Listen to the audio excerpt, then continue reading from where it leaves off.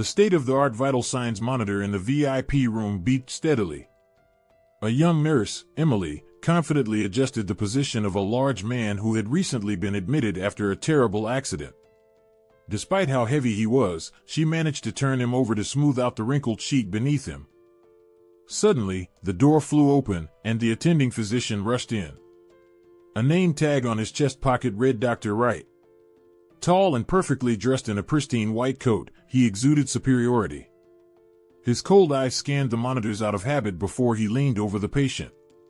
Only then did he seem to notice Emily. His lips curled in disdain. "Matson," he snapped. "Are you sleepwalking?" "No, Dr. Wright," Emily answered quickly. "Who taught you to fix sheets like that? Do you want the patient to develop complications because of your carelessness?" "Useless." Emily pressed her lips together. He was clearly looking for an excuse to humiliate her, like she was some upstart who dared to speak up. He'd never forgiven her for correcting his dosage note once. Ever since, his attitude toward her had been even more arrogant. Without waiting for a reply, Wright turned on his heel and left the room, leaving Emily shaken. She turned back to adjust the sheet again, when suddenly, she noticed a small but unmistakable movement. The previously motionless patient twitched a finger. Emily froze, her heart pounding. She looked at the monitor. A sharp spike appeared in the EEG line, an alpha wave burst. A momentary brain activation. In his condition, that was a breakthrough. She needed to report it immediately. She fought back the urge to avoid another encounter with the unpleasant doctor and headed to his office on the next floor. As she approached the slightly open door, she heard muffled voices and instinctively stopped. She peered through the crack. Inside was the wife of the very VIP patient from room 37. Emily had seen her before, elegant, perfectly dressed, stopping by her husband's bedside for only a few minutes, like she was just checking if he was still breathing. Now, her posture was tense, hands gripping the edge of the desk. Wright sat casually, but his face betrayed a well-hidden anxiety. His fingers tapped nervously on the surface. "Keep in mind, Dr. Wright," the woman said firmly, "what's at stake here isn't just our well-being, but a lot of money. This has to be done cleanly and fast." "Don't worry, Barbara," the doctor replied smugly. "I guarantee precision. I'm a fourth-generation physician. I know exactly what I'm doing." Emily covered her mouth to stifle a gasp. The tone, the fragments, the tension, everything pointed to something sinister. The meaning was clear enough. Rattled, Emily rushed back to the VIP room. The guard by the door barely glanced at her. He hadn't left his post since the patient was brought in and only allowed in the wife, the doctor, and the assisting nurse. Emily had once seen Barbara quietly give him instructions. It was obvious now, this silent brute was her man. Back in the room, Emily stood unsure of her next move. She flipped through the patient's chart. Until now, the man in the bed had just been the nameless patient in room 37. But now her eyes caught the name, Cooper John. She pulled out her phone and looked him up. Not just rich, he was immensely powerful. His empire spanned multiple industries, and his wealth was beyond anything Emily could imagine. But what caught her attention wasn't the money. It was that he was a major philanthropist, donating generously to orphanages and hospitals for the underprivileged, people like her sick mother. Like Emily herself. She realized she was caught in a much bigger game. If she stood up to Wright, she'd be alone. No one would believe her. Still, guided by instinct and her sense of right and wrong, she couldn't back down. After a brief hesitation, she made her choice. From that moment on, every routine check, every small adjustment she made to the patient became a secret, exhausting battle.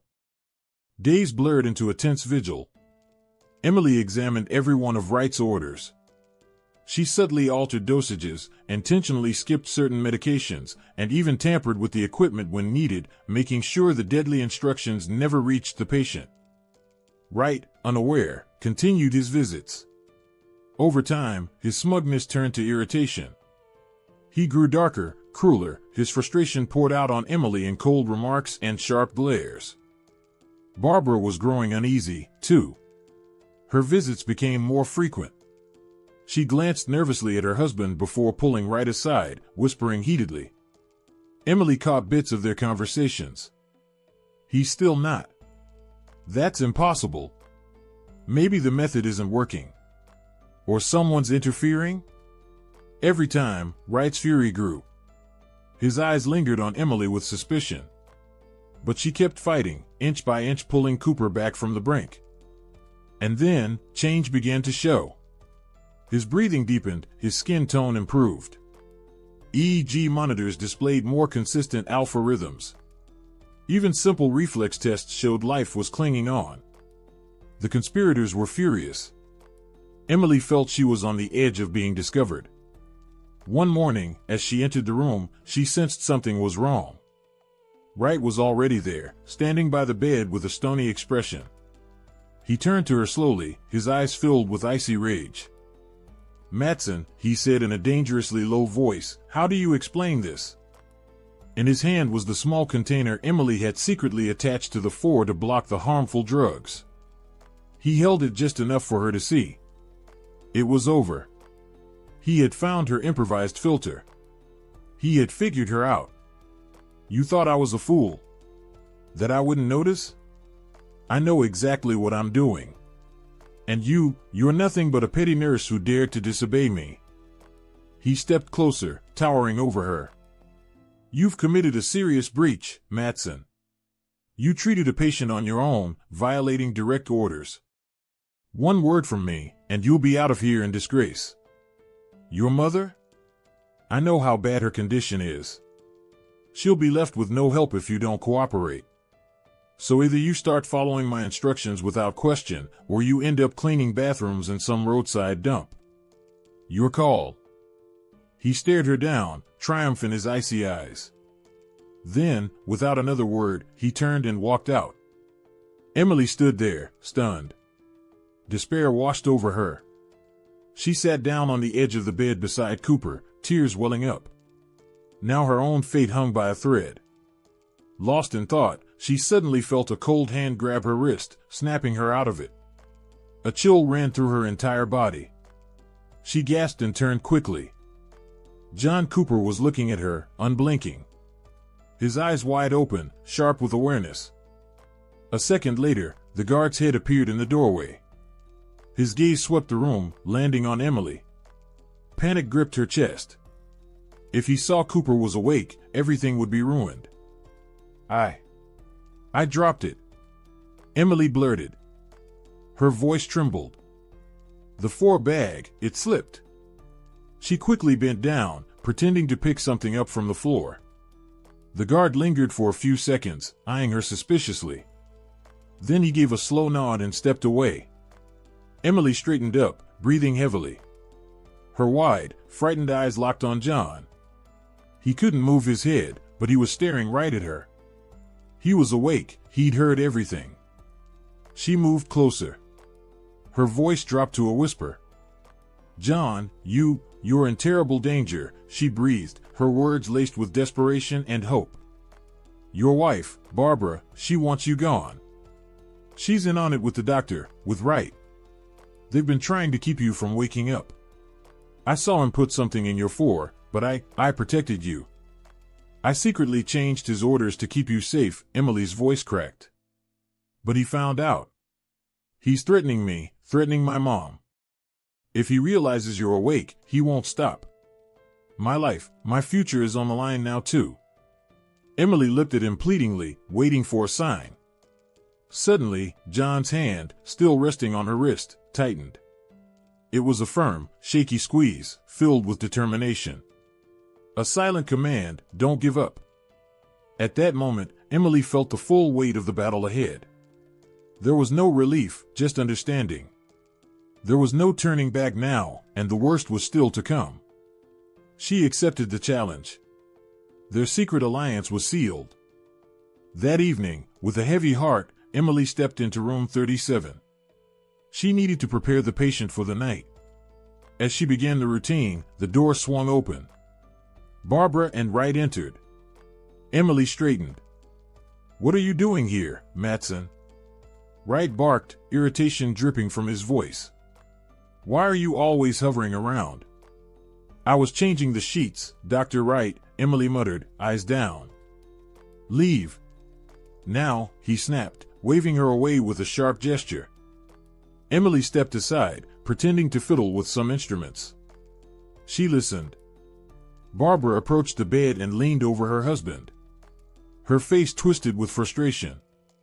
"This is ridiculous. How long are we supposed to wait?" she hissed, her voice breaking off as she met the doctor's icy stare. Wright leaned in, whispering something to calm her down. Barbara angrily waved him off. "Tomorrow," she said sharply, like issuing an ultimatum. Then she turned on her heel and left. The guard closed the door behind her. Wright had gone pale. His usual smug look was replaced with uncertainty and dread. Everything was falling apart. He hadn't wanted to rush, but the money at stake was astronomical, and now he was trapped. He shot Emily a look full of venom and silent blame. "I'll fix it," Emily murmured, lowering her gaze. Wright clenched his jaw, spun around, and stormed out. Emily broke into a cold sweat. Tomorrow. That was all she had left. Just one night. She slowly approached the bed and bent down to finish changing the sheets. "Poison," Cooper whispered. His eyes were still wide open, locked on hers, his face etched with exhaustion. The early morning ICU was wrapped in cold, pre-dawn silence. Emily stood in the room, pale from a sleepless night spent by John's side. Her eyes burned with determined resolve. A plan had taken shape inside her, born of despair and sealed with John's faint nod. "I believe in you." As she checked the 4 again, the door opened. Wright stood in the doorway. His eyes gleamed with icy confidence until they landed on Emily leaning over the 4. For a split second, he thought she was whispering to the patient. "Matson," he barked. "What are you doing in here again?" "Out. Go tend to the other patients." Emily quietly left the room and stood just outside the door, holding her breath, listening. A minute later, the door opened again. Wright stepped out. His face was pale, his expression caught somewhere between relief and dread. He walked past Emily without noticing her, eyes staring blankly ahead. As he passed the guard, he slowed and gave a slight nod. Once he disappeared down the hall, the guard took out his phone and said lazily, "You can come now." Emily's heart sank. It had happened. She walked back into the room, bracing for the worst. John lay silently in bed. His eyes were wide open, unnaturally so. A frozen grimace of terror distorted his face. His mouth twisted into a silent scream. Tears ran down his temples, but he didn't make a sound. He stared at Emily with unbearable pain, unblinking.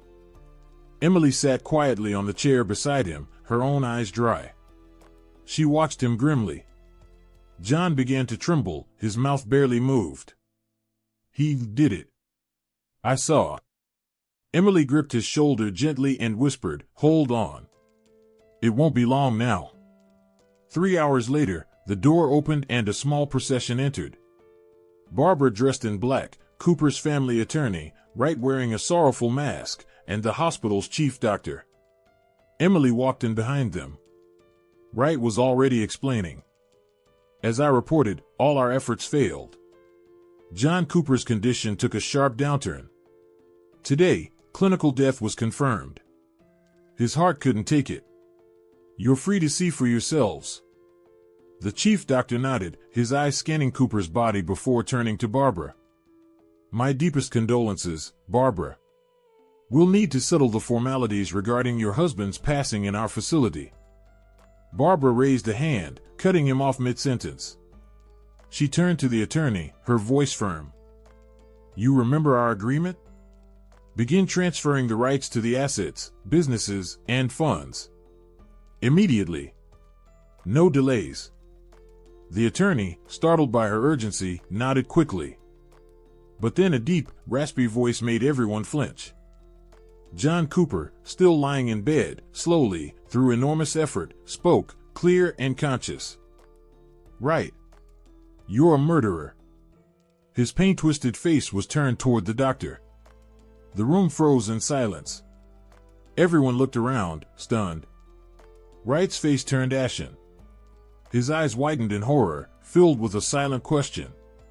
He was in shock. Barbara flinched.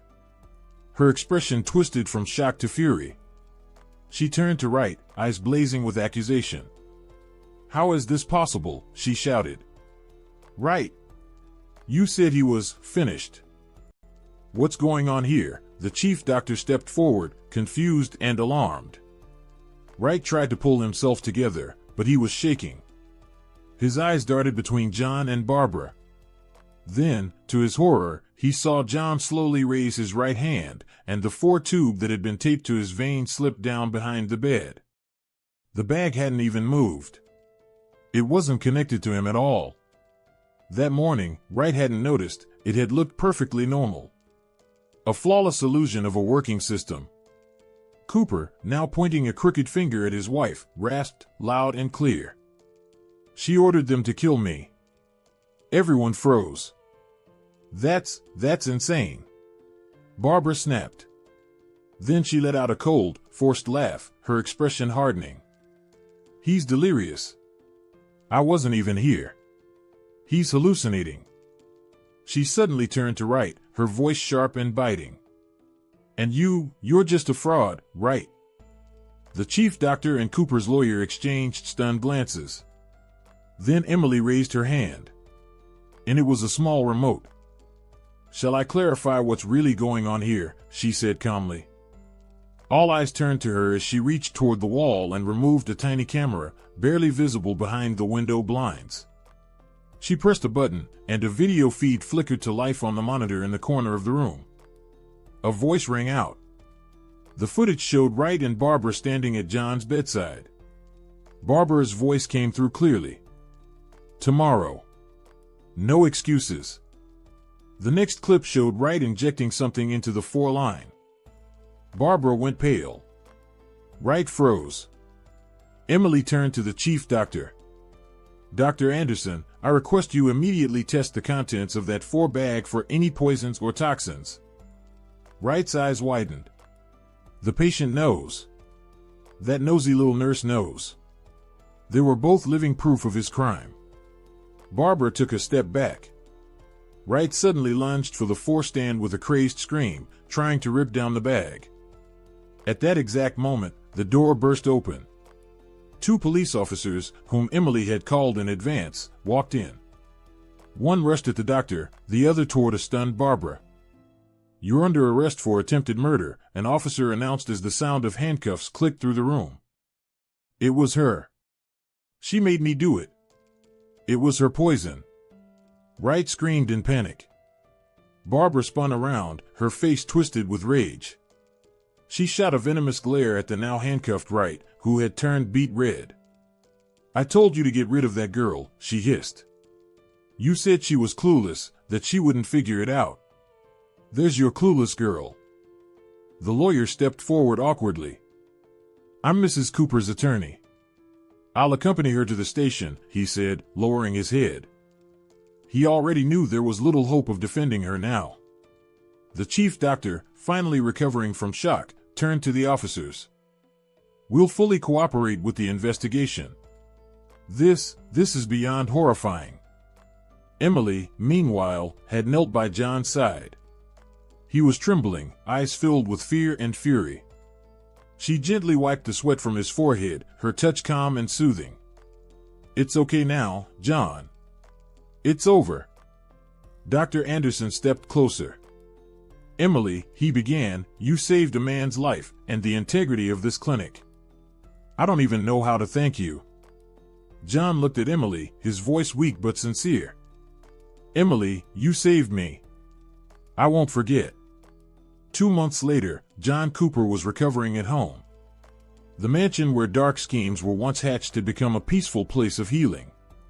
Emily had found more than just a job. She had become John's personal nurse, generously paid and living in comfort, hearing his gratitude every day. Thanks to John's financial support, Emily's mother received the critical treatment she needed at one of the best clinics. Her condition had already improved significantly. Emily's life had finally found peace and stability. Every day, she silently thanked fate for leading her to the patient in room 37. She didn't fully grasp that it wasn't luck, but her own courage and determination that had saved not just his life, but had transformed her own, bringing her happiness and a future she never dared to dream of. Let us know if you enjoyed the story, and don't forget to subscribe to our channel. A brand new story is coming tomorrow. Don't miss it.